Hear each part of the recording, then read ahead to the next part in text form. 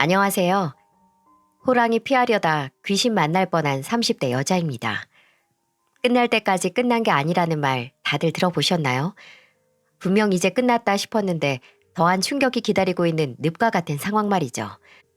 저는 이런 늪과 같이 답도 없는 역대급 콩가루 형제에 대해 고발하기 위해 사연을 보내게 됐습니다. 제게는 결혼을 생각했던 남자가 있었는데요. 예비 남편은 저의 친한 동생의 소개로 만나게 됐어요. 그 친한 동생은 꽤 유명한 광고회사에 다녔는데 본인과 같이 일하는 직장 동료 하나가 정말 괜찮다고 만나보라고 하는 거예요. 그 직장 동료가 연애를 쉰 지 좀 오래되기도 해서 외롭다고 여자를 소개시켜 달라고 했나 봐요. 저랑 나이도 동갑이고 회사에서 일적으로 능력도 있어서 인정도 받는 사람이라고 어찌나 추켜 세워주던지. 근데 그때 막 30 중반에 들어선 저도 외롭기도 했고 또 친한 동생이 보여준 직장 동료 사진에 넘어가 소개를 받게 됐어요. 정말 훈남이었거든요. 그래도 사진빨이 좀 있겠지 하고 각오하고 나갔는데 웬걸? 이목구비도 그렇고 분위기도 훈훈한 남자가 나오는 게 아니겠어요? 상욱 씨가 아직 혼자였다는 게 좀 이해가 안 돼요. 솔직히 여자들한테 진짜 인기 많을 것 같은데. 아이, 그렇게 비행기 태우시면 저 진짜인 줄 알아요. 저는 남자들이 현정 씨를 아직 혼자 뒀다는 게 더 놀라운데요. 저야 이런 자리 아니면 현정 씨 같은 여자분은 꿈도 못 꾸죠. 상욱 씨 정말 아부 잘하시네요. 제대로 된 연애는 20대 중반에 했던 게 마지막이었던 것 같네요. 그 후로는 딱 일에 집중할 나이이기도 했고 그렇게 정신없이 바쁘게 살다 보니까 혼자 하더라고요. 제가 다니는 회사가 여자가 살아남기가 좀 힘든 회사거든요. 그래서 더 일에 비중을 두면서 산 것 같아요. 그렇죠. 아무래도 여자분들이 더 끝까지 남기 힘든 회사가 남아있으니까요. 승진이다 뭐다 다 그렇잖아요. 현정 씨는 작년에 대리 달았다고 했죠? 그런 회사에서 진짜 대단하시네요. 심지어 말도 다정하게 하고 청산유수에 공감하면서 말도 잘 들어주는 게 이 남자다 싶더라고요. 저는 무엇보다 공감 능력 좋고 정서적으로 교감이 가능한 남자를 찾고 있었거든요.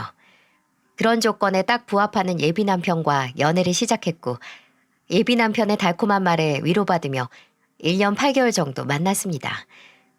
예비 남편은 정말 한결같은 사람이었어요. 늘 제가 우선이었고 제일 중요하다는 걸 느끼게 해줬죠. 내일 워크숍이라고 했지? 서울 도착하기 전에 연락해. 데리러 갈게. 토요일이잖아. 주말인데 상욱 씨도 좀 쉬어줘야지. 괜찮아. 택시 타고 집에 가면 돼. 피곤하잖아. 몸이 힘들면 택시 잡는 것도 다 귀찮은 법이야.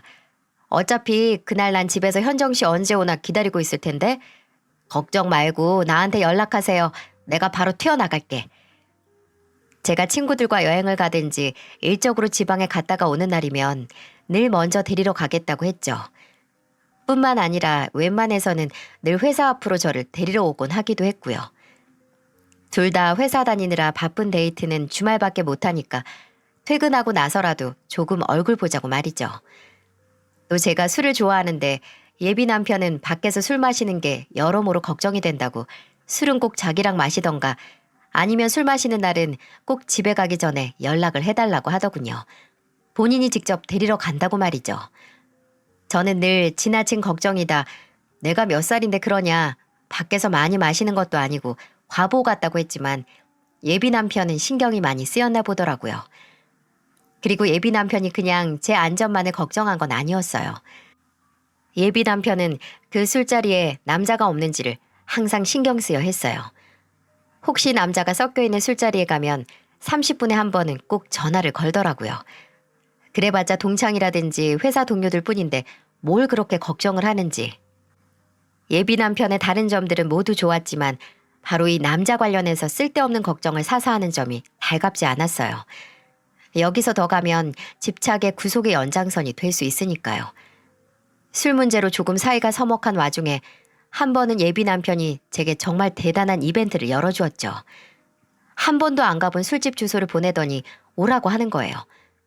매번 데리러 오는 사람이 무슨 일이지 하는 마음으로 도착한 술집은 바텐더가 술을 직접 만들어주는 바형 술집이었어요. 근데 이상한 게 문에 정기 휴일이라는 푯말이 있는 게 아니겠어요? 저는 예비 남편이 오픈날을 착각했나 해서 바로 전화를 걸었어요. 여보세요? 상욱 씨, 나 도착했는데 여기 오늘 정기 휴일이라는데? 도착했어?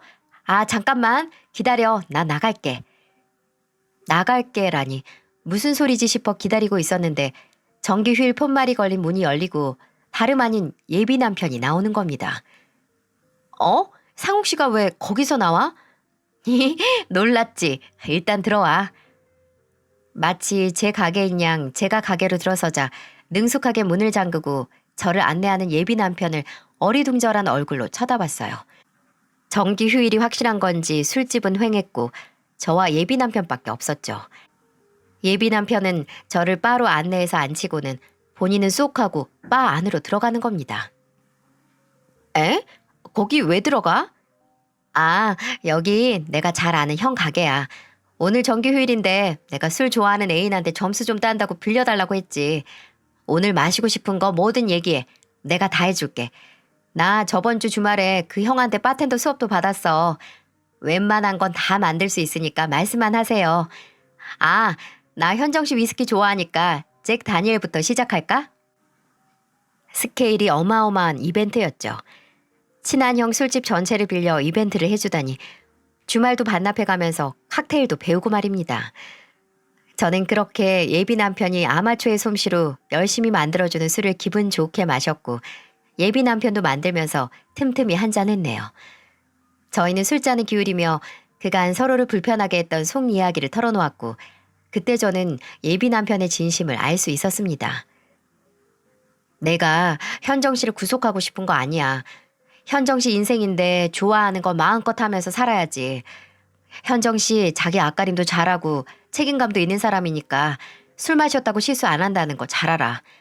근데 현정 씨가 아무리 조심한다고 해도 주변에서 무슨 일이 날 수도 있는 거잖아. 요즘 세상에 현정 씨가 아무리 정신을 차린다고 해도 뭔 일이 나면 제때 조치를 취하지 못할 수도 있고 내가 괜한 걱정이 많아서 그래. 미안. 이렇게 못난 애인이라서.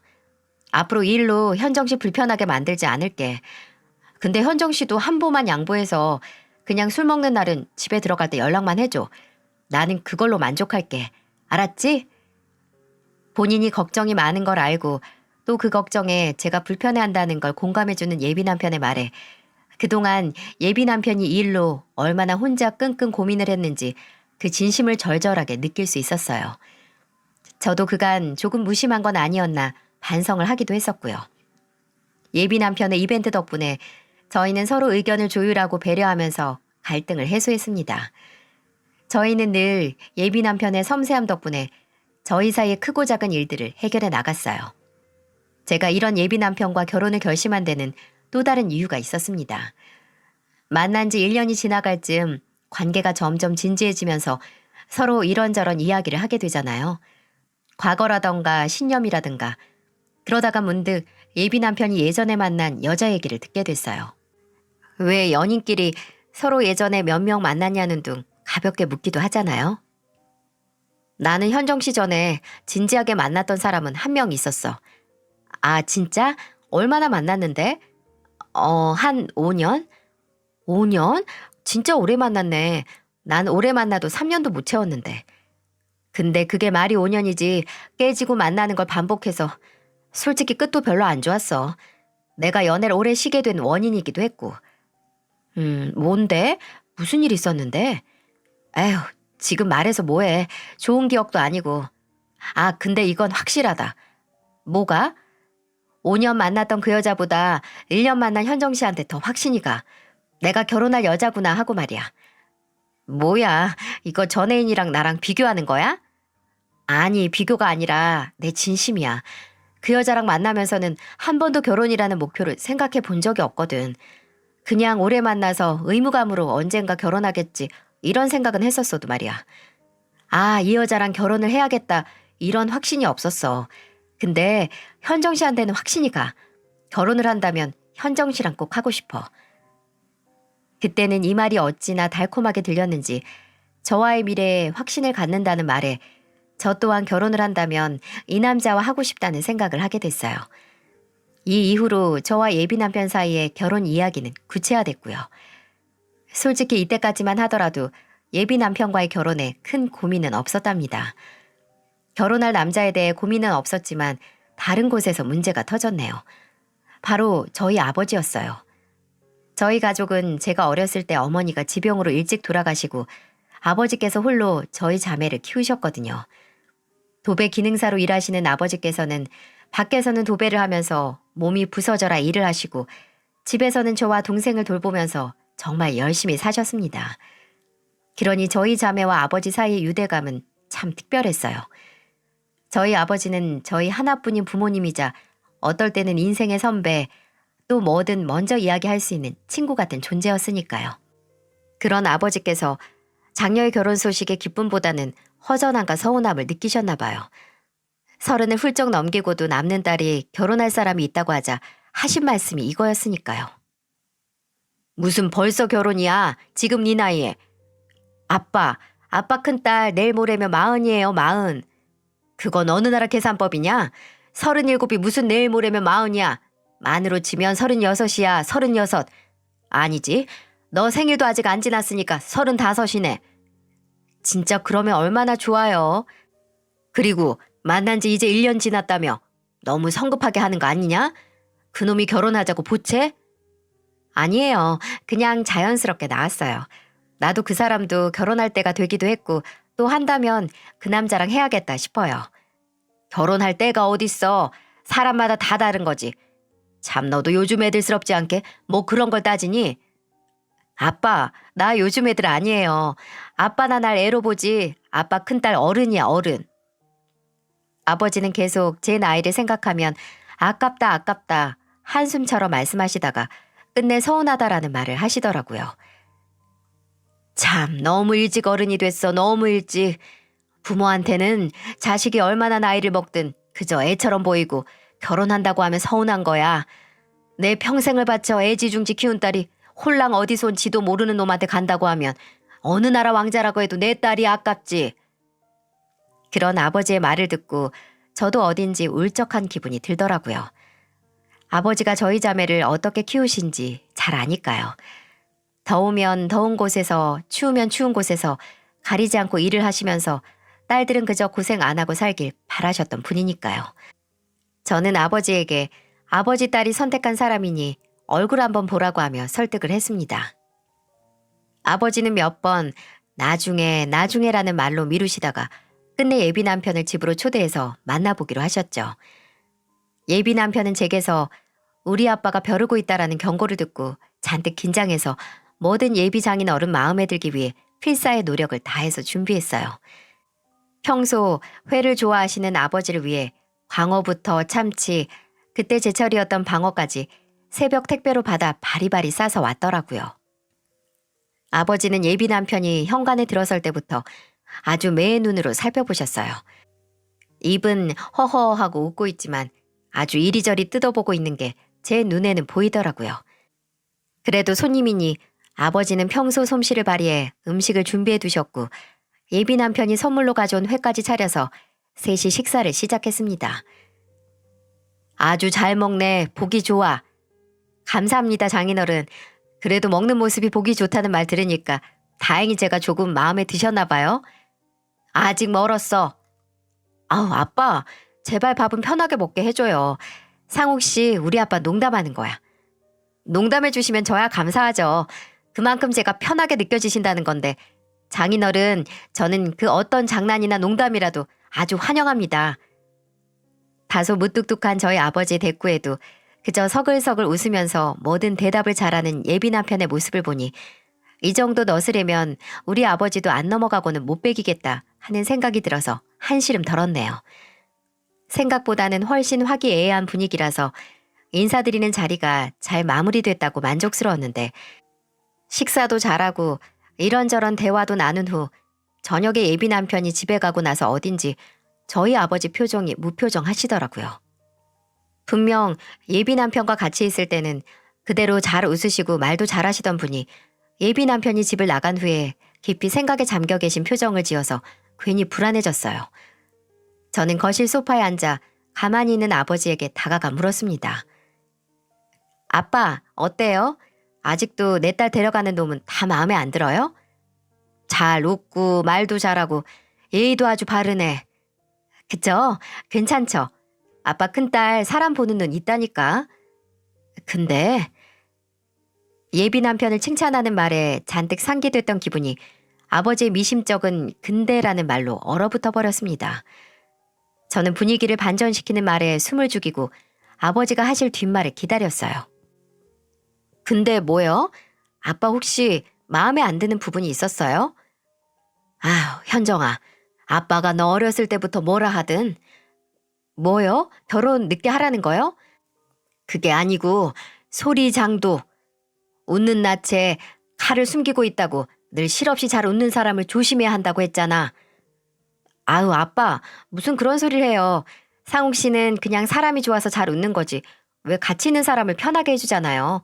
말도 잘해서 같이 대화하면 재밌고요. 그게 왜 그러겠냐.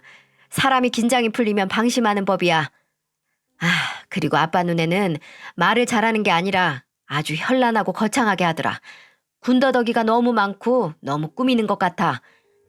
에이, 그냥 그 사람 스타일이에요. 나쁜 뜻은 없어요. 그래, 한 번 본 아버지보단 몇 년 만난 네가 더 잘 알겠다만 그만큼 객관적으로 볼 수도 있지. 아빠, 괜히 트집 잡는 거 아니에요? 만나기 전부터 미운 사위 취급하셨잖아요. 아무리 그래도 아버지가 말도 안 되는 걸로 그럴까? 아휴, 현정아, 지금 결혼을 어플하는 게 아니야. 헤어지란 소리도 아니고 그냥 아버지 생각엔 조금 더 지켜보는 게 좋겠다는 뜻이다. 급하면 체하는 법이야. 분명 아버지 말씀에도 일리가 있었어요. 1년이 조금 지난 시점에 결혼이란 중대사를 한다는 게 좀 이르게 느껴질 수도 있었겠죠. 부부가 평생을 살아도 서로의 속을 잘 모르는데 고작 1년 만난 남자와 평생 살 각오를 한다는 게 어불성설일 수 있으니까요. 하지만 이때는 이런 아버지의 말을 그저 소중한 딸을 쉽게 보내기 싫은 아버지의 걱정이겠거니 했습니다. 돌다리도 두드려 건너는 걸 원하는 아버지의 말에 저는 이미 두드릴 돌은 거의 두들겼다고 생각을 했네요. 하지만 그건 다 저의 오만이고 착각이었죠. 저는 그 돌다리를 두들기다 못해 한번 뽑아봤어야 했습니다. 내가 고른 결혼할 상대에 대한 확신이 있었던 저는 아버지의 권유에도 멈추지 않고 결혼을 감행했어요. 아버지가 흔쾌하게 승낙만 안 하신 거지 반대하신 것도 아니었으니까요. 아버지께서도 저의 단호한 모습에 끝내 그럼 상견례 날짜를 잡자고 말씀해 주셨죠. 그렇게 저는 예비 시댁에 먼저 인사를 드리러 갔습니다. 아버지라는 큰 산을 넘고 나니 이제 순서대로 착착 진행하기만 하면 되겠다 싶었죠. 나 그날 뭐 사가지? 어머님이랑 아버님은 뭐 좋아하셔? 그게 신경 쓰지 마. 그냥 식사하고 먹을 디저트면 충분하지 않을까? 그래도 성의가 보여야 하잖아. 아, 상욱 씨 형님이랑 남동생도 그날 집에 있다고 했지? 그 2명은 신경 쓰지 마.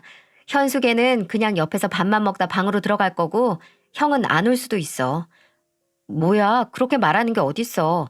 상욱 씨는 우리 집에 온 날 집에도 없던 혜정이 먹으라고 마카롱도 사다 줬잖아.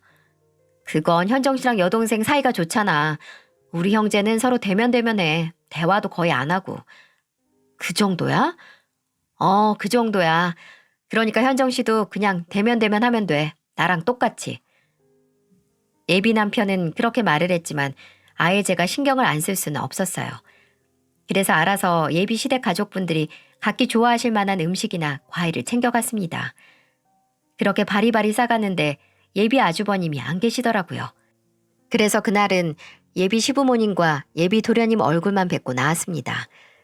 다행히 예비 시부모님은 예비 남편에게 어떻게 이런 아가씨를 만났냐라는 말을 하실 정도로 저를 마음에 들어 하셨어요. 예비 도련님이 좀 무뚝뚝하고 차가워 보였지만 전반적으로 분위기도 좋았었고요. 서로 양가 인사를 하고 나서 바로 상견례 날짜를 잡았습니다.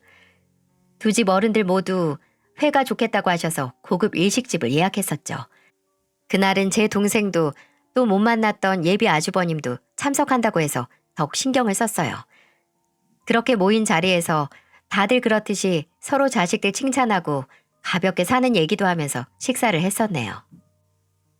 사부인께서는 아주 든든하시겠습니다. 이렇게 잘 큰 아들들이 3명이나 집을 지키다니 어디 경호 없지 부럽지 않으시겠어요. 그렇지도 않아요. 다들 커서 지들 먹고 살기 바쁘죠. 우리 챙길 시간이 어디 있나요? 사내 녀석들만 바글바글거려서 오히려 집안 분위기가 칙칙하기 그지없습니다.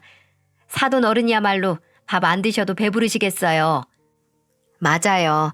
저도 늘 딸을 원했는데 셋째 제 가졌을 때는 영락없이 딸이라고 생각했거든요. 근데 낳고 보니까 또 아들이라서 팔자련이 했어요. 딸들 다 이렇게 예쁜 아가씨들로 자랐으니 보기만 해도 배가 부르시겠죠. 아유, 그렇게 칭찬하시니 지금까지 사돈내외 앞에서 이것저것 양껏 주워 먹은 게 민망해지네요. 당연히 대화는 아버지와 예비 시부모님 중심으로 돌아갔습니다. 저와 예비 남편은 간간히 맞장구를 쳤고 제 여동생은 예비 시부모님이 하는 이런저런 질문에 대답을 했죠. 딱 한 명, 참 입을 떼지 않는 사람 한 명 있었어요. 바로 예비 남편의 형제, 예비 아주버님이었네요. 예비 도련님은 예비 시댁에 인사드리러 갔을 때 말수가 적다는 걸 이미 알고 있었지만 예비 아주버님마저 이렇게 입이 무거울 줄은 몰랐네요. 아니, 입이 무거운 정도가 아니라 마치 다른 자리에 앉아있는 것처럼 정말 식사만 하더라고요. 일행이 아는 것처럼 보일 정도로 말이죠. 혼자 반주하러 온 건가 생각이 들 정도로 예비 아주버님은 연신 술을 마시더라고요. 저도 그 모습이 의아해서 간간히 지켜보고 있었는데 저희 아버지도 보셨나 봅니다. 그래서 한마디 하셨죠. 아니, 우리 사돈 총각은 술도 시원하게 잘 마시네요. 개인 사업을 한다고 들었는데 아주 잘 된다고. 아, 얼마 되지 않은 스마트 개발 업체입니다. 아직 10년도 되지 않았고요. 첫째가 공대를 나와서 그런 쪽으로 관심이 있는 건 알았는데 아예 회사를 차릴 줄은 몰랐어요. 잘 다니던 회사 그만두고 개인 사업 한다고 했을 때 철렁했었죠. 사업이란 게 아무나 하는 게 아니잖아요. 그래도 자리 잡고 잘하고 있으니 천만다행이죠. 저나 이 사람이나 무슨 이 스마트폰 이거에 관련된 회사라는 건 알아도 아직도 정확하게 무슨 일을 하는지 잘 모릅니다. 저도 그렇습니다. 이거 들고만 다니지 전화 받고 문자 받고 딱 이 두 가지만 합니다. 그래도 참 첫째 아들이 잘 돼서 둘째도 또 셋째도 잘 보고 자란 거겠죠. 저희도 큰딸인 현정이가 엄마도 없이 참 잘 자라줘서 둘째도 그 모범을 보고 잘 자랐다는 생각이 듭니다. 그렇죠. 아, 윗물이 맑아야 아랫물도 맑은 법 아니겠습니까? 저희 아버지와 예비 시아버지께서 자식들 얘기하며 술잔을 부딪히는데 그 순간 이런 작은 코웃음 소리가 들렸습니다. 정확히는 예비 시아버지께서 말씀하신 윗물이 맑아야 아랫물도 맑은 법이라는 말에 맞춰 나온 비웃음이었죠. 양가 어른들의 웃음소리와 잔이 부딪히는 소리에 묻혀서 잘 들리진 않았지만 저는 들을 수 있었어요. 왜냐하면 저의 맞은편에서 들렸거든요. 바로 예비 남편이 낸 웃음소리였습니다. 그 순간 저는 저 사람이 왜 웃지? 뭐가 웃기다고 딱 저 부분에서 저렇게 노골적으로 코웃음을 쳤을까 하는 의문이 피어올랐어요. 분명 별것 아닌데 맨날 생글생글 사람 좋게 웃는 사람이 자조적인 코웃음이라니 이상하잖아요. 저 말고는 그 웃음을 듣지 못했는지 어느새 대화는 다른 주제로 넘어갔고 저는 맞은편에 있는 예비 남편의 얼굴을 흘낏 쳐다봤습니다. 마치 이전에 본인이 낸 웃음이 없는 일인 양 다시 생글생글 웃으면서 어른들의 대화를 지켜보고 있더라고요. 내가 잘못 들었나 하는 생각을 하며 눈을 돌렸는데 예비 남편의 오른편에 앉아있던 예비 아주버님이 굉장히 차가운 눈빛으로 예비 남편을 빤히 쳐다보고 있는 게 아니겠어요? 그러다 저랑 눈이 마주치자 바로 다시 식탁으로 눈을 옮겨서 술을 들이켰죠. 여러분, 이게 무슨 상황으로 보여지시나요? 예비 남편은 본인 형제들이 그냥 가까운 사이가 아니라고 했지만 분명 그냥 대면대면한 사이가 아니라 아예 사이가 안 좋은 형제라고 생각을 했어요. 윗물이 맑아야 아랫물도 맑다라는 말에 노골적으로 비웃음을 날릴 정도면 어느 정도의 골이 있는 건 아닌가 싶었죠. 이건 저만의 착각이 아니었습니다. 상견례 자리를 마치고 집으로 돌아와서 제 동생이 그러더라고요. 언니, 근데 형부랑 형부네 형이랑 되게 사이 안 좋아 보이더라. 둘 사이에 찬바람이 불 정도였어. 그렇지? 너도 그렇게 느꼈지? 근데 사이가 안 좋은 건 아니고 그냥 안 친하대. 성격이 완전 딴판이라서. 그 정도가 아니던데. 아예 눈도 안 마주치더라. 내 생각에는 분명 뭔가가 있어. 언니도 확인해봐. 결혼하고 나중에 중내사내하는 형제 있는 거 알게 되면 언니만 손해지. 같은 식구 사이에 그렇게 얼굴 붉히는 사이 있다는 건 먼저 알고 가는 게 낫지 않겠어? 그건 그렇죠. 확실히 눈도 안 마주칠 정도로 사이가 아주 나쁜 형제가 있다면 먼저 아는 게 저도 마음이 편하겠다 싶더라고요. 저는 시간이 조금 지나서 예비 남편에게 넌지시 이야기를 꺼냈어요. 상욱 씨, 혹시 상욱 씨 형님이랑 동생이랑 사이가 많이 안 좋아? 왜? 그래 보였어? 조금. 상견례 자리에서도 그렇고 되게 남처럼 있어서. 어, 남 같은 거 맞아. 그 정도로 못할 사이가 아니거든. 왜? 그 정도로 나이 차이가 많이 나는 것도 아니잖아. 현정 씨는 동생이랑 사이가 너무 좋아서 모를 거야. 남자 형제들은 거진 다 그래. 우리 집 형제들이 조금 더 사이가 좋지 않은 거긴 하지만 특히 형이랑은 명절에도 잘 안 만나긴 하지. 아, 그래도 형보다는 동생이 좀 더 편해? 아무래도. 그리고 형이 뭐라 해야 되나? 첫째라서 부모님 기대랑 사랑, 지원을 다 받아서 좀 이기적이야. 나랑 동생은 같은 형제로 취급도 안 해. 그 정도야? 원래 반대 아닌가? 막내들이 부모님 사랑 독차지해서 철이 덜 든다고 하잖아. 우리 집은 반대야. 모든 관심은 장남 차지였거든. 동생이야 뭐 막내라고 따로 관심 받았는지 몰라도 난 둘째라서 사이에 껴서 찬밥 신세였어. 그래서 서로 이해관계랄까 그런 게 없어. 그렇구나. 상욱 씨가 둘째라서 마음고생 많이 했겠네. 맞아. 그러니까 현정 씨가 나랑 결혼해서 나 많이 예뻐해줘야 돼. 난 부모님 관심을 많이 못 받고 자란 애정 결핍이니까. 예비 남편의 말을 듣고 나니 그날 그 코웃음이 이해가 가더라고요. 제가 몰랐던 어린 시절에 겪은 일이니까 제가 뭐라 말을 할 입장도 아니었고 예비 남편 나름대로 쌓인 게 있을 테니까요. 예비 남편은 본인 형제들 일이고 또 싸움이나 갈등이 생길 정도로 사이가 나쁘지 않다고 절 안심시켰죠. 저는 이 정도면 돌다리를 두들길 대로 두들겨 봤다고 생각을 했습니다. 못내 마음에 걸렸던 예비 남편의 형제들 얘기를 들었으니 됐다고요. 근데 저는 돌다리를 두들긴 게 아니라 그냥 슬쩍 만진 수준이었어요. 아니, 그냥 돌다리가 있다는 걸 인지한 수준이었죠. 그런 줄도 모르고 제 결혼식 날짜는 점점 다가오고 있었고요. 식장을 예약하고 청첩장이 나와 돌리고 드레스를 고르는 웨딩 촬영까지 끝났어요. 그렇게 제 결혼식이 딱 일주일 남았을 때 예비 남편은 예비 시부모님의 호출로 퇴근하자마자 본가에 간다고 해서 저를 회사로 못 데리러 온다고 연락이 왔습니다. 저는 연락을 받고 오랜만에 혼자 퇴근하겠구나 생각을 하면서 회사에서 나오는 중이었죠. 그런데 회사 앞에 익숙한 사람이 있는 게 아니겠어요? 분명 한 번 마주쳤는데 기억에 남는 사건으로 뇌리에 박힌 사람, 바로 예비 아주버님이었습니다. 제가 먼 발치에서 놀라 굳어 있는데 제 시선을 눈치챘는지 예비 아주버님도 저를 보곤 바로 다가오더라고요. 현정 씨, 안녕하세요. 아, 네, 안녕하세요. 근데 여기 무슨 일, 혹시 업무차 지나가던 길인가요? 아니요. 현정 씨한테 따로 할 말이 있어서 급작스런 방문이지만 이렇게 찾아왔어요. 혹시 시간 되면 제 얘기 좀 들어줄래요? 정말 긴히 할 말이 있어서요. 저는 진지하고 단호해 보이는 예비 아주버님의 말에 홀린 듯이 고개를 끄덕였어요. 대화를 할 카페로 향하는 동안 예비 남편에게 지금 이 상황에 대해 문자라도 남기고 싶었는데 바로 옆에 있는 예비 아주버님 눈치가 보여 보내지도 못했었네요. 비교적 한적한 카페에 들어서 자리에 앉자마자 바로 물었습니다. 근데 이렇게 직접 올 정도로 중요한 얘기가 뭐예요? 상욱 씨는 아나요? 아니요, 상욱이는 몰라요. 애초에 그걸 생각하고 오기도 했고요. 상욱이 오늘 부모님 호출받고 갔죠? 본가에. 아, 네, 맞아요. 근데 왜 그걸... 혹시라도 회사로 마중 나온 상욱이랑 마주쳐도 곤란하고 현정 씨가 상욱이한테 제가 방문한다는 걸 알려도 곤란하니까요. 이게 대체 무슨 일이죠? 그때 제 머릿속에 별의별 상상으로 어지러울 정도였어요. 혹시 이 결혼을 반대하는 건가? 내 동생에겐 너 같은 여자는 어울리지 않다고? 제가 머릿속으로 5만 가지 막장 드라마를 찍고 있자 예비 아주버님은 조용히 서류 가방에서 노란 종이 봉투를 꺼내 제게 내밀더군요. 이게 뭐죠? 안에 한번 봐요.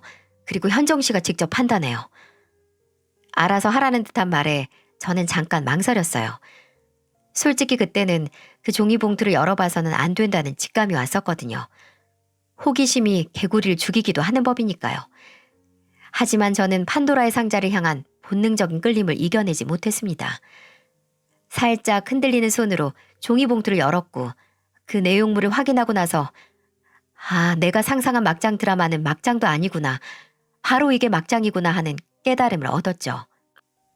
예비 아주버님이 건넨 종이 봉투에는 한 뭉치 정도 되는 사진이 들어있었고 그 사진 속 주인공은 일주일 뒤에 저와 결혼하는 남자, 바로 예비 남편이었습니다. 중요한 건 사진 속 인물이 예비 남편만이 아니라는 거였죠. 저는 차갑게 식는 피를 느끼며 조용히 물었습니다. 이게 지금 뭐죠? 저한테 뭘 보여주신 거예요? 보이는 그대로예요. 상욱이가 6개월 전부터 만나고 있는 여자예요. 아니, 다시 만나는 여자라고 해야겠죠. 다시라고요? 상욱이가 현정 씨 만나기 전에 5년 만났던 여자가 있다고 하지 않았어요? 있어요. 있었죠. 5년 만난 여자가 있었다고. 근데 지금 이 사진 속에 있는 여자가 그 전 애인이라니 믿을 수가 없었어요.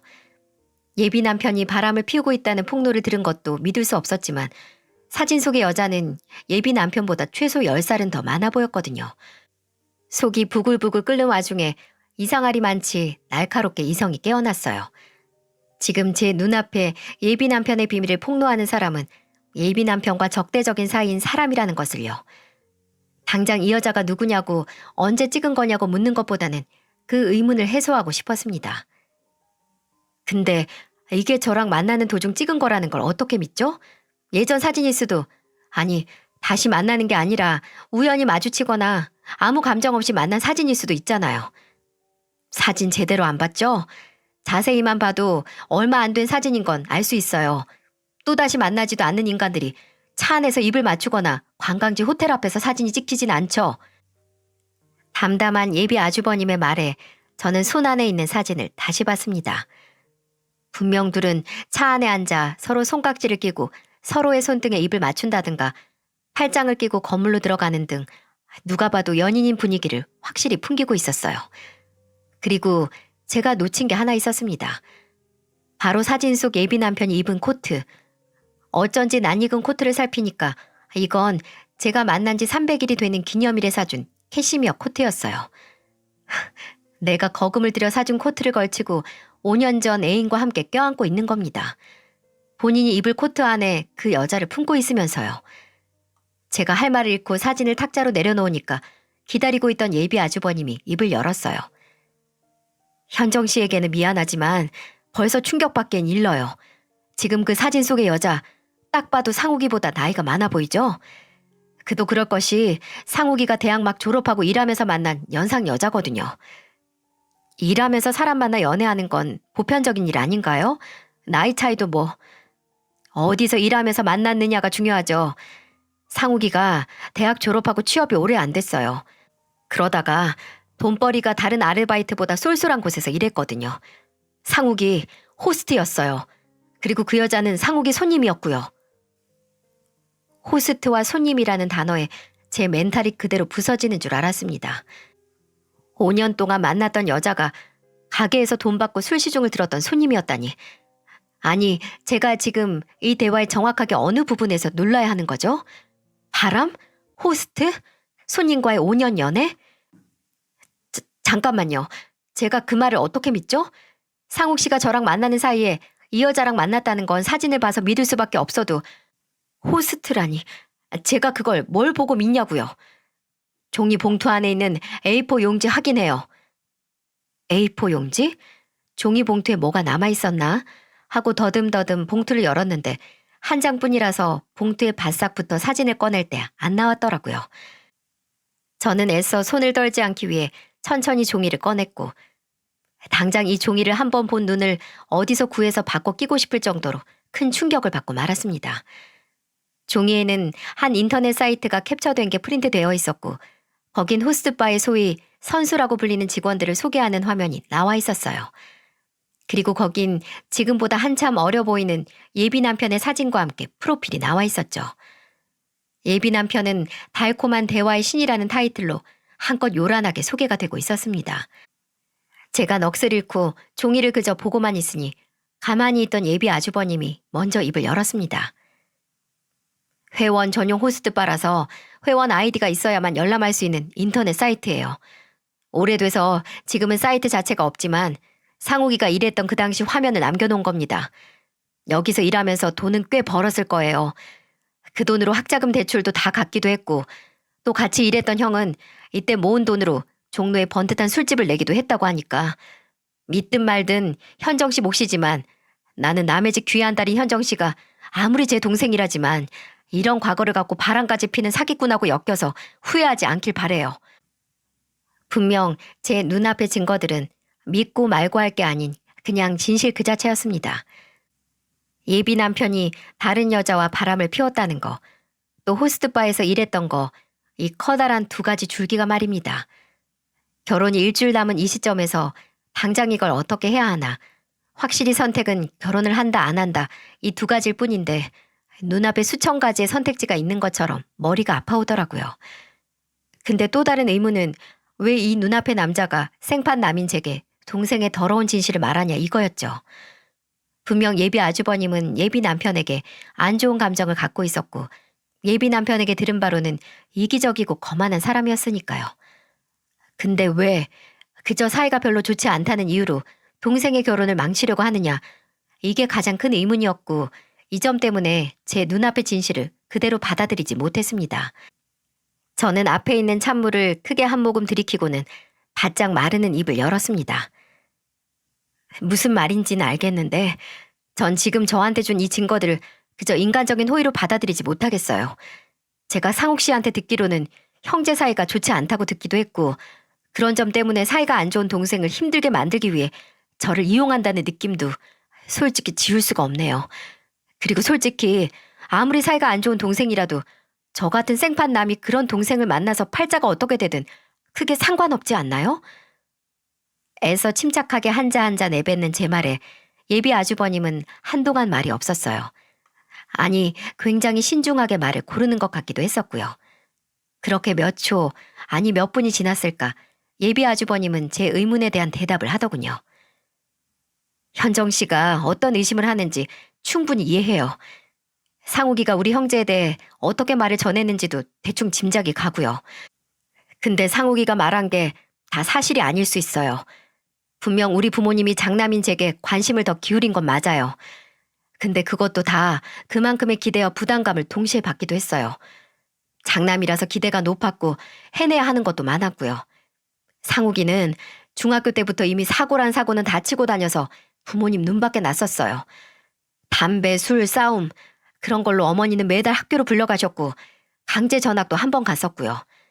분명 똑같이 키웠는데 그런 자식하고 말 잘 듣고 앞가림 잘하는 자식하고 솔직히 부모도 사람인데 말이 다르게 나갈 수도 있는 거죠. 상욱이 그 자식은 그거 하나를 못 견뎌 했죠. 가르침도 잔소리도 모두 형인 저와 비교해서 부모님의 차별과 편애라고 받아들였어요. 그것 때문에 편애의 대상이라는 저도 눈치를 많이 보고 살았고요. 상욱이 오늘 부모님한테 호출당한 것도 저한테 빌려간 1억 안 갖고 모른 척해서 그런 거예요. 1억이요? 그건 말고도 많아요. 1억은 나 따라서 사업 시작한다고 자금 명목으로 가져간 돈이고요. 어차피 몇 년 사이에 다 말아먹었지만 내가 사업 시작하고 돈 좀 벌면서부터 시도 때도 없이 손 벌리는 놈이니까. 저도 어렸을 때 괜한 죄책감이 있어서 따지지 않고 빌려줬었고요. 근데 그걸 몇 년 동안 모른 척하니까 이걸 아는 부모님 속은 타들어가죠.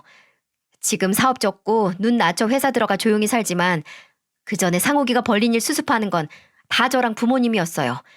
그런 놈이 뭐가 그렇게 억울한지 제 입장에서도 할 말은 많아요.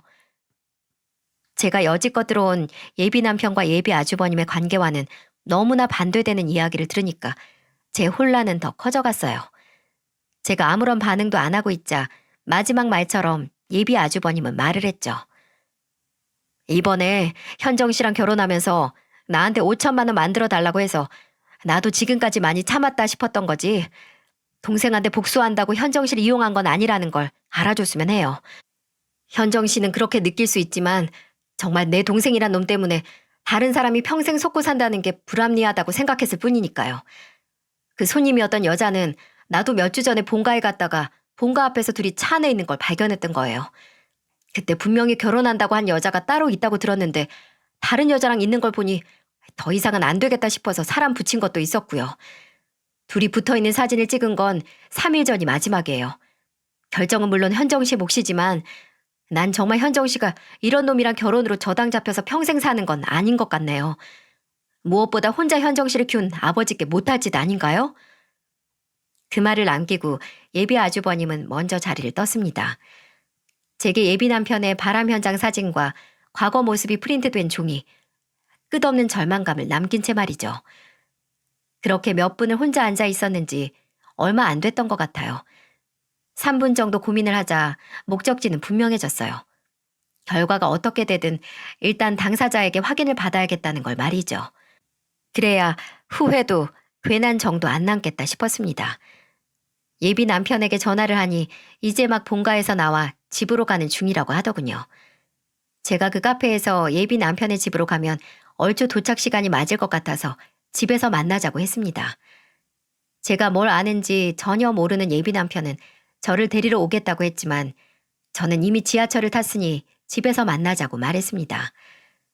지하철을 타고 가면서 차창에 까만 하늘이 지나가는 걸 보면서 많은 생각을 했습니다. 커다란 중대사를 어떻게 정리하지? 지금 내가 내린 결정이 최선일까? 혹시 내가 오해하는 부분이 있으면 아니지. 지금 여기서 내가 오해한 게 어딨어. 어쨌든 본질은 하나인데 라고 꼬리에 꼬리를 무는 생각에 내가 지금 어느 역에서 내려야 하나도 잊을 뻔했었네요. 그렇게 상념의 고개를 넘고 넘어 예비 남편의 집에 도착했습니다. 퇴근이 한참 지난 시간에 차를 타고 온 예비 남편은 저보다 더 먼저 도착해 있더라고요. 백지 상태인 남자는 제 얼굴 표정을 읽을 새도 없이 그저 좋다고 해벌쩍 웃더군요. 현관을 지나 거실에 들어서자 피곤함이 느껴지는 목소리로 예비 남편이 말했습니다. 오늘 자고 갈 거지? 지금 퇴근한 거야? 오늘 야근 없다며?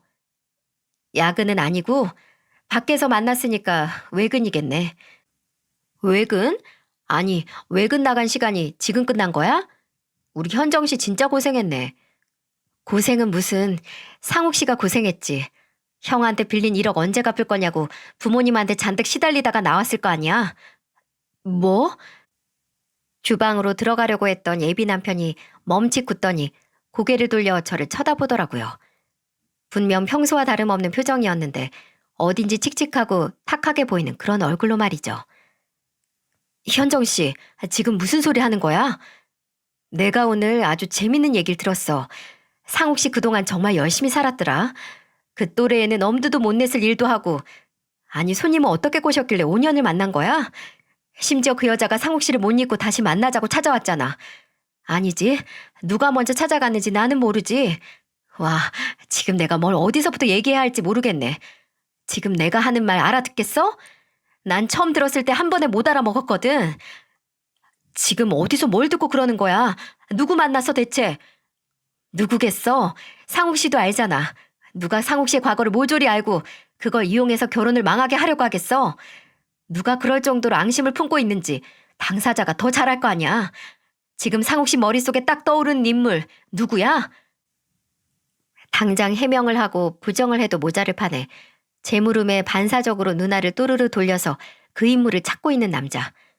정말 한심하기 짝이 없었습니다. 그러다가 뭔가 알겠다는 듯한 표정으로 작게 말하는 겁니다.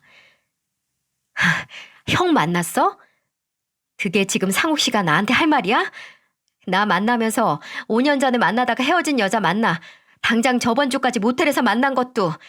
그 여잔 상욱 씨가 호스트바에서 일하다가 만난 손님이라는데 여기서 지금 나한테 그 진실을 알린 사람이 중요해? 아니, 현정 씨, 잠깐만. 그게 아니라 한 가지 말하겠는데 나 당신 형한테 상욱 씨가 그 여자 만나는 사진이랑 호스트바에서 일할 때 그 사이트에 올라온 화면까지 다 확인했어. 현정 씨, 지금 그걸 믿어? 어려서부터 지 잘난 맛에 살고 동생은 인간 취급도 안 한 인간이 하는 말을 믿냐고. 지금 어떻게 할까 생각 중이야. 나는 당신 입에서 나오는 말로 결말 보고 싶고 솔직하게 말해. 정말 이제 거짓말 한 토를 안 보태고 다 말해. 당신이 당신 형한테 1억 넘는 돈 빌린 것도 이번 결혼을 빌미로 5천만 원도 받으려고 한 거 알아. 그러니까 그냥 다 말해. 여기서 진실을 숨기려고 다른 거짓말하면 나 정말 더 화날 것 같아. 솔직하게 말해. 숨을 고르면서 또박또박 말하는 저를 보고 예비 남편은 연신 깊은 한숨을 내쉬면서 머리를 쓸어 올렸습니다.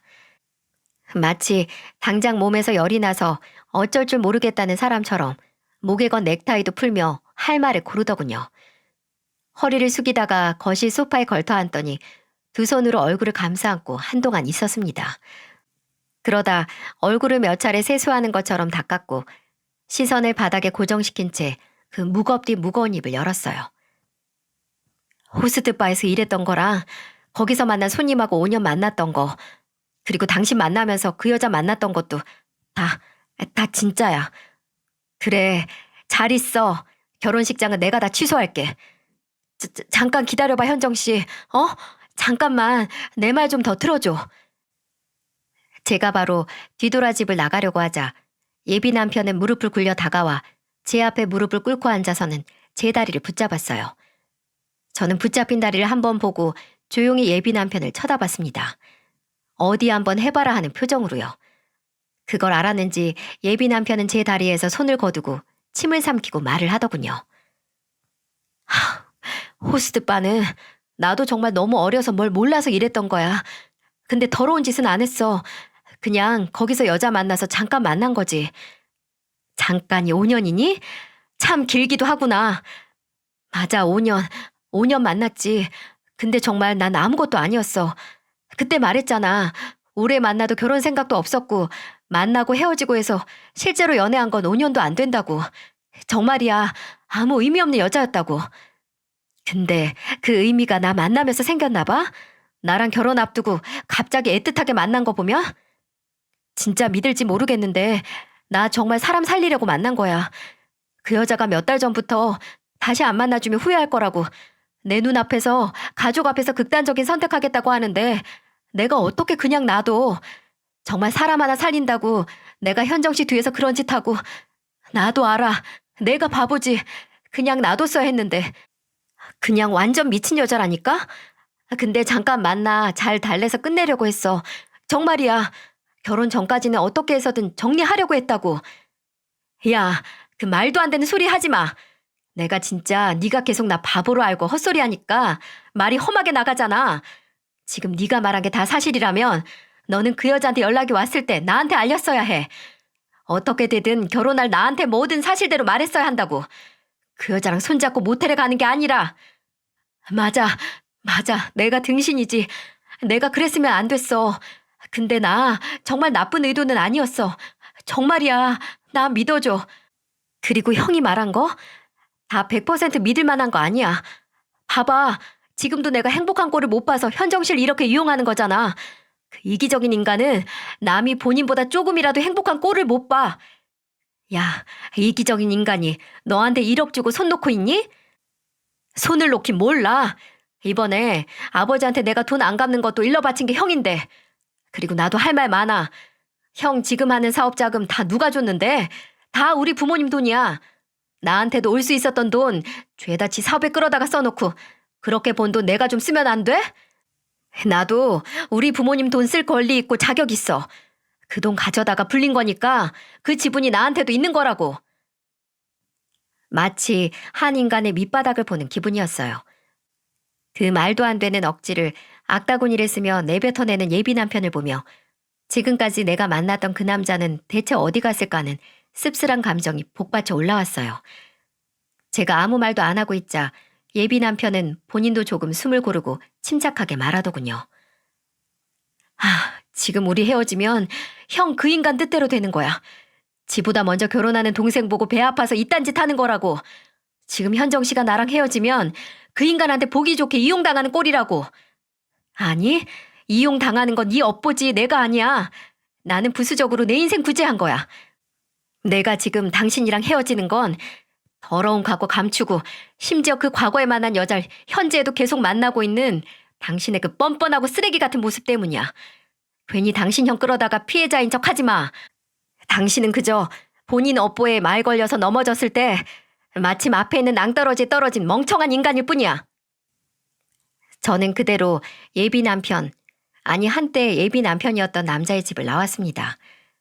뒤에서 다 쉬어가는 목소리로 저를 부르는 목소리가 들렸지만 단 한 번도 뒤돌아보지 않았어요. 그대로 집으로 돌아왔습니다. 아버지는 늦게까지 연락 없이 들어오지 않는 다 큰 딸을 거실에서 기다리고 계셨고요. 저는 아버지 얼굴을 보자마자 참아왔던 울분을 터뜨려서 울었습니다. 방 안에서 자고 있던 동생까지 깨서 나와서 제게 달려왔네요. 저는 이제 다 끝이라고, 다 끝내고 왔다고 하면서 모든 일을 설명을 했고, 아버지와 동생은 쌍욕을 하다가 나중엔 저와 함께 울면서 저를 위로해줬죠. 잘했다고 셋이서 얼싸안고 드라마란 드라마는 다 찍었었네요. 다음날 눈을 뜨자마자 시간 내서 그 인간에게 위약금을 포함해서 부담해야 하는 결혼 비용을 정리해 문자로 보냈습니다. 결혼을 취소하는 쪽에서 위약금을 부담하는 게 도리니까 알아서 하라고 말이죠. 제가 지금까지 냈던 돈을 빠짐없이 정리해서 일주일 내로 보내라고 했습니다. 제 문자에 득달같이 전화를 하더군요. 어떻게 해서든 말을 더 섞어서 설득을 하려는 것 같아 받지 않았습니다. 그러니 다시 대화를 하자고, 대화로 해결하자고, 결혼은 그렇다 치더라도 새로 시작하는 마음으로 다시 만나자고 문자를 보내오더군요. 저는 그냥 문자 한 통 보내고 끝냈습니다. 너 호스트 선수 출신인 거 동네방네 소문내고 싶으면 계속 어디 매달려 봐라. 난 깨끗하게 끝내고 싶어. 너만 협조한다면. 일주일이야. 그 기간 지나면 나도 내 방식대로 할 거야. 이렇게 말입니다. 그 후로 핸드폰은 잠잠하더군요.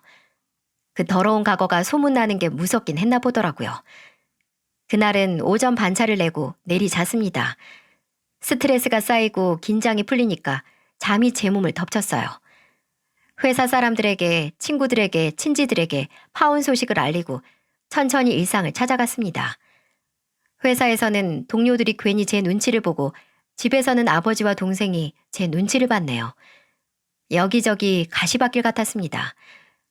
저는 애써 아무렇지 않고 아무 일 없었던 것처럼 행동했지만 완전한 회복이 언제쯤일지 끝이 보이지 않았죠. 그래도 이렇게 끝났으면 다행이게요. 사연의 맨 서두에 말했던 것처럼 호랑이를 피하다가 귀신이 쓸 뻔했다고 했죠. 아, 제가 피한 호랑이는 다행히 제게 돈을 보내고 이후 별다른 연락을 하지 않았습니다. 물론 제때 안 보내고 3주 이후에 보내긴 했지만 그냥 제대로 받았다는데 의미를 두기로 했어요. 여기서 귀신은 결혼할 뻔한 그 인간이 아니라 그 인간의 형이었습니다. 분명 불순한 의도가 있었던 그 인간은 동시에 제 인생의 구원자이기도 했잖아요. 형제 싸움에 저를 이용하긴 했어도 어쨌든 몰랐던 사실을 그 인간 덕에 알고 탈출할 수 있었으니까요. 그런데 그런 구원자 역할에서 그치지 않고 어느 순간 갑자기 저에게 연락을 하더라고요. 제가 파혼을 하고 얼마 지나지 않아 연락을 해서 만나자고 했죠. 저는 혹시 내가 들어야 할 말이 더 있나 하는 생각에 바로 약속을 잡아 나갔습니다. 아까 말했듯이 호기심이 개구리를 죽이는 법이죠. 그렇게 더 남은 게 뭐가 있나 하는 불안감으로 나간 자리에서 예비 아주버님이었던 사람은 제게 대뜸 잘 지내냐, 동생과 파혼하고 나서 걱정을 했다는 여러모로 부적절한 말을 하더라고요. 잘 지냈어요? 솔직히 내가 현정 씨 결혼을 막은 거나 마찬가지라서 걱정했어요. 그럴 필요 없어요. 결혼을 못하긴 했지만 그 덕분에 제 인생 구했으니까요. 그래도 괜히 이용한 걸로 보이는 것 같아 마음이 좀 그랬네요. 이용한 게 어때서요, 아주버님. 아니, 그쪽은 절 이용해서 싫어하는 동생 앞길 잘 막았고 저는 그쪽 이용해서 더러운 사기꾼 하나 떨쳐냈으니 서로 상부상조했다고 생각해요. 저는 그럴 테니까. 그러니까 괜한 걱정하지 마시고 여기서 정리했으면 해요. 솔직히 상욱 씨랑 연관된 모든 사람들과 평생 얼굴 보고 싶지 않거든요. 가족이라면 더더욱이요. 계속 확실히 할 말은 안 하고 쓸데없는 소리만 해서 저는 제대로 선을 그었거든요. 괜히 악연 같은 인연을 만들고 싶지 않았고요. 근데 이 인간은 이걸 못 알아먹은 건지 계속 혹시 시간 되냐 할 말이 있다는 문자를 남기기 시작했어요. 그 문자도 또 걸려오는 전화도 제가 받지 않자 그제야 숨겨놓은 본심을 말하더군요. 저를 만나고 싶답니다. 처음 상견례 자리에서 만났을 때부터 마음에 들었고 그런 저를 위해 동생을 저버리는 짓을 했다고요. 그러니 한번 만나달라고 말이죠. 이게 믿어지시나요? 더러운 사기꾼 호랑이 피했나 했는데 이제는 구질구질한 총각 귀신 하나가 제 앞을 막으려고 하네요. 진심으로 소름 끼치게 끔찍했습니다. 저는 동생을 저버린 건 그쪽 선택이고 내가 그쪽 동생이나 그쪽 같은 집안과 엮이는 일은 앞으로 평생 없을 겁니다. 앞으로 더 이상 연락을 해온다면 나는 내 식대로 대응할 겁니다. 한 회사의 대표로 이를 게 많은 사람이니 이쯤 하길 바랍니다. 이렇게 따끔하게 문자를 보내고 그 번호를 차단해버렸네요. 아무리 서로 물고 뜯는 사이라고 해도 피는 못 속이네요. 겁 많고 구질구질한 본질은 형제 둘이서 똑 닮았어요. 와, 정말 제대로 액땜한 기분이랍니다. 마치 앞으로 10년간 제게 올 불행이란 불행을 모아서 한 번에 치른 기분이에요. 물론 그 불행이 저를 아슬아슬하게 비껴간 것도 어떻게 보면 행운이라고 볼 수 있지만은요. 정말 만약에 이 사연을 그 형제 2명이 듣는다면 말해주고 싶네요. 서로 끔찍하게 싫어하는 주제에 서로의 안 좋은 점은 닮았다고 말이죠. 남 생각 안 하고 뻔뻔한 내면의 본질이 아주 똑같았습니다. 살면서 그런 사람들 만나잖아요. 본인 집구석 인간들은 죄다 답이 없고 이상한데 본인 하나만 정상이라고, 진흙 속의 진주라고 하는 사람 말이죠. 근데 본인이 진주인지 아니면 그저 그 진흙에 굴러다니는 커다란 돌멩이 중 하나인지 분간을 못하는 사람도 있더라고요. 진짜 진지하게 만나는 상대방이 본인이 집안에서 유일하게 정상적인 사람이라고 하는 사람은 유심히 살펴보시길 바랍니다. 혹시 그 집안에서 유일하게 이상한 사람일 수도, 아니면 가족 전체가 그 이상함을 공유하고 있는데 본인만 모를 수 있으니까요. 저는 그렇게 무탈했던 일상으로 무사히 돌아가는 중이랍니다. 매번 즐겨 듣는 이 채널이 많은 도움이 되고 있답니다. 정말 감사드려요. 앞으로 저도 또 저와 함께 채널을 애청하는 분들 모두 행복하시길 바랍니다.